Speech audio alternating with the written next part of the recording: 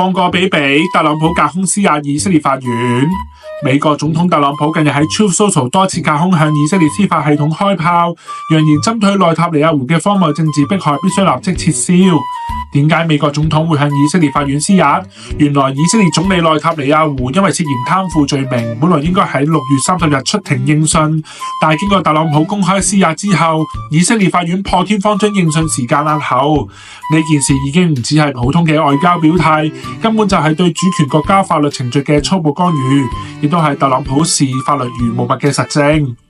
特朗普嘅威脅並非淨係隔空喊口號，當中夾雜住政治嘅勒索。美國每年花費數十億美元保護同埋支持以色列，金額遠超其他嘅國家。我哋係唔會容忍呢種情況。而呢度講嘅容忍，正正係指以色列法院對其總理進行正當司法審查呢件事。呢種行為同大眾認知嘅法律面前人人平等原則完全背道而馳，將司法公正變成可以用軍事援助呢間槓桿撬動嘅交易物。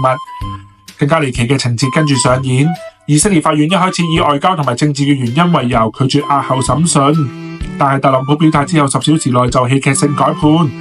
更為詭異嘅係，以色列摩薩德和軍情局最高負責人親自去法庭作證推動呢個決定。國家司法程序居然要情報局架頭護航。特朗普將內塔尼亞胡嘅司法困境講成同自己相似嘅政治獵巫，將自己都塑造成被迫害者，利用自己嘅法律待遇為外國領導人脫罪提供理論嘅支持。